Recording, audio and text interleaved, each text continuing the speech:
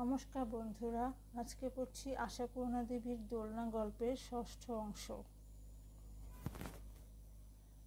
কান্তিকুমার মেয়ের কীর্তিতে বিচলিত হয়ে ভেবেছিলেন ডাক্তারের কাছে যাওয়াই ভালো, এই বেলা সবিশেষ বলে লোকটাকে সাক্ষী রাখতে। বাচ্চাটা মরে গেলে মানে মরে তো যাবেই, তখন অনেক ফ্যাসাদে পড়তে হবে। গিয়েছিলেন পরিচিত ডাক্তার। এখানে এসে তো সর্বপ্রথম কাজ হয়েছিল ডাক্তারের সঙ্গে যোগাযোগ করা। ডাক্তার শুনে বলেছিলেন, বলেন কি, কোথায়? জানি না, কোন দিকে বেড়াতে গিয়েছিল, ভালো করে জিজ্ঞেস করা হয়নি। বলল তো জঙ্গলের ধারে। একা বেড়াতে গিয়েছিল নাকি? ওষুধপত্র গোছাতে গোছাতে ডাক্তার বলেন, আপনারা সঙ্গে যাননি? না, আমি একটু স্টেশনের দিকে গিয়েছিলাম। ও বলল, ডাক্তারবাবু আমায় হাঁটতে বলেছেন। ডাক্তার একটু হাসেন। হ্যাঁ, তা বলেছিলাম বটে। নিন, এখন কি মুশকিল বাঁধালো দেখি। অনেকদিন আগে আরেকবার এ ধরনের একটা কেস হয়েছিল এখানে। নইলে ঘুমন্ত গ্রামে চাঞ্চল্যকর কিছু তো কখনো ঘটে না মশাই। বড়জোর একটা নেকড়ে বেরোলো তো ঢের। ছুটি ছাটায় চেঞ্জাররা আসে। স্থায়ী কোনো রোগী থাকলে বাড়ি ভাড়া করে থাকে কেউ কেউ। এখানকার সস্তা হাঁস মুরগি কিছু ধ্বংস করে চলে যায়। ঘুমন্ত দেশ আবার ঘুমোয়। পথে চলতে চলতে কান্তিকুমার বলেন, সেই যে এরকম একটা কেসের কথা বলছিলেন, কি হলো তার? ডাক্তার বলেন, হলো আর কি, একটা কেলেঙ্কারি হলো। সে এমনই এক চেঞ্জার ভদ্রলোক বললেন তার বোন একটা বাচ্চা কুড়িয়ে পেয়েছেন। এখন কি হয়, কেষ্টর জীব। আমরা আর কি করব মশাই, বললাম দেওঘরে একটা অনাথ আশ্রম আছে, গিয়ে দেবার চেষ্টা করুন। ভদ্রলোক হাত পা ছেড়ে দিয়ে বললেন, খোঁজ করেছিলাম, তারা বলেছে অত ছোট বাচ্চা নেয় না। তারপর মশাই বোনের নির্বুদ্ধিতার কথা বলে অনেক হাত পা ছুড়লেন, অনেক গালিগালাজ করলেন। বললেন, রাস্তা থেকে ছেলে কুড়িয়ে আনলো কি বলে? একেই বলে স্ত্রী বুদ্ধির প্রলয়ঙ্করী। শেষে মশাই লজ্জার কথা কি বলবো, প্রকাশ হয়ে গেল বোনেরই ব্যাপার, বিধবা বোন। চলতে চলতে থেমে পড়লেন কান্তিকুমার। তীক্ষ্ণ কণ্ঠে বললেন, এই কাহিনীটা আমাকে শোনানোর আপনার কোনো উদ্দেশ্য আছে ডাক্তারবাবু? ডাক্তার থতমত খেলেন। বললেন, না না, সে কি কথা, কি আশ্চর্য, আপনি তো মশাই সাংঘাতিক লোক। এ তো দেখছি রীতিমতো হেলদি চাইল্ড। ডাক্তার মন্তব্য করেন, কে বললে মশাই এক্ষুনি মারা যাবে? মারা যাবার কোনো লক্ষণই তো দেখছি না। হাসলেন ডাক্তার।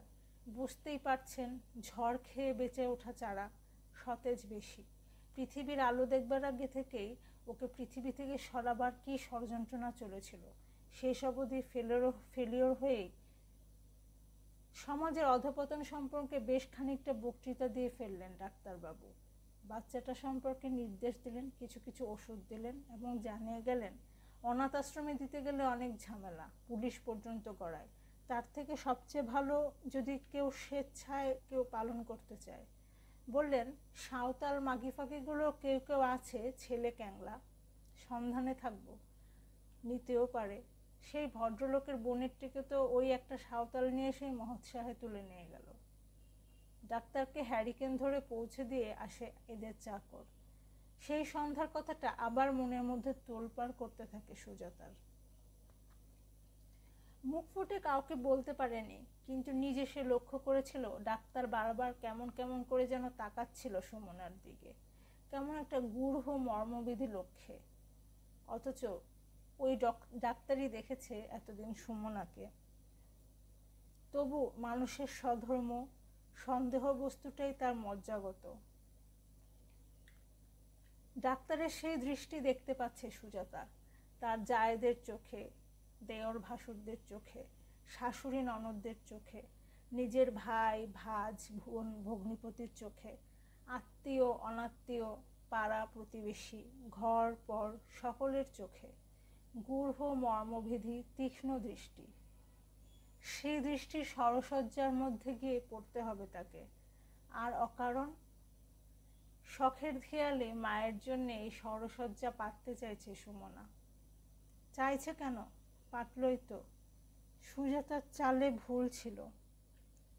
সুজাতা যদি ওই অসহায় জীবটাকে কেবলমাত্র বিপদ বলে গণ্য না করত, যদি ওটাকে বিদায় করে দিয়ে বিপদমুক্ত হবার জন্য অত হইচই না করত, যদি কেষ্টর জীব বলে একটু করুণা করত, তাহলে হয়তো সুমনা বাঘিনীর শাবক আগলাবার মতো অমন করে আগলাতো না সেটাকে, আর হয়তো বা অত মায়াও পড়তো না ওর।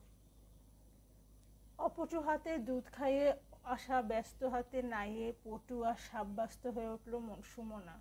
বুকে তার সত্যকার সুধাধারা সঞ্চিত হয়ে না উঠুক, স্নেহের সুধা জমে উঠল বুক ভরে। আর সকলের উপরে আরেকটা জিনিস তীব্র হয়ে উঠল, সেটা হচ্ছে জেদ। জেদ আর মমতা, কঠিন আর কোমল, এই দুটো হৃদয়বৃত্তি সুমনাকে অন্ধ করে রেখেছে। কাজেই কান্তিকুমার যে ভাবছিলেন হয়তো শেষ পর্যন্ত একটা কিছু পরিবর্তন হবে, তা আর হয় না। যথা নিয়মে বাক্স বিছানা গোছানো হয়, এখানকার লেনদেন চোকানো হয়, ট্রেনের টিকিট কাটা হয়।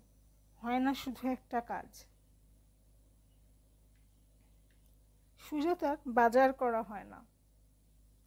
এখানকার লোহার বাসন সস্তা, এখানকার বটি কাটারি ভালো, তাই সুজাতা মনে মনে সংকল্প করে রেখেছিল যাবার আগে এক প্রস্থ ঘর সংসারী বাসন কিনে নেবে। না, তাদের সেই বৃহৎ গোষ্ঠীর উপযুক্ত বিরাট বাসনকোসন নয়, ছোট্ট সংসারের মতো। সেই সরঞ্জামগুলি নিয়ে বছরে বছরে বেড়াতে বেরোবে সুজাতা, সব ছেলেমেয়ে কটিকে সঙ্গে নেবে, এখানে সেখানে ডেরা বাঁধবে আর মনের মতো করে মনের স্বাদ মিটিয়ে যত্ন করবে তাদের। কিন্তু কি আর দরকার দোকানে বাজারে, ভবিষ্যতে সে উজ্জ্বল ছবি তো কালি ধেবড়ে যাচ্ছে তাই হয়ে গেছে।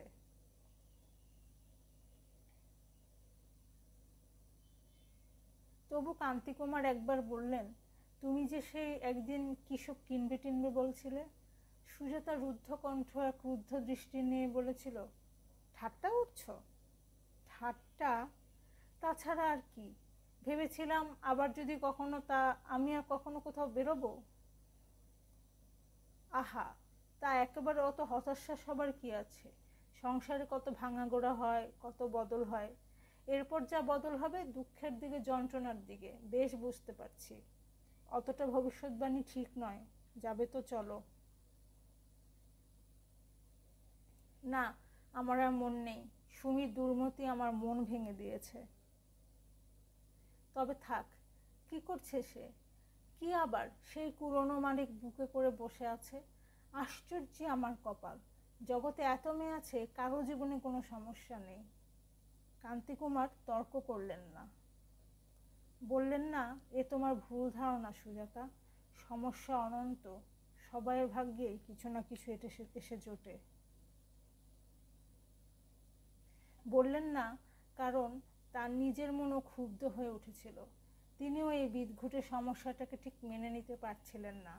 লোকনিন্দের ভয়ে নয়, সে ভয়কে কান্তিকুমার মনের জোর দিয়ে কাটিয়ে উঠেছিলেন। কিন্তু সুমনা যে বদলে গেল, সুমনা যে হারিয়ে গেল, কান্তিকুমারের একান্ত আদরের, একান্ত আশার সুমনার মৃত্যু ঘটেছে, সেই শোকস্তব্ধ করে দিয়েছে কান্তিকুমারকে।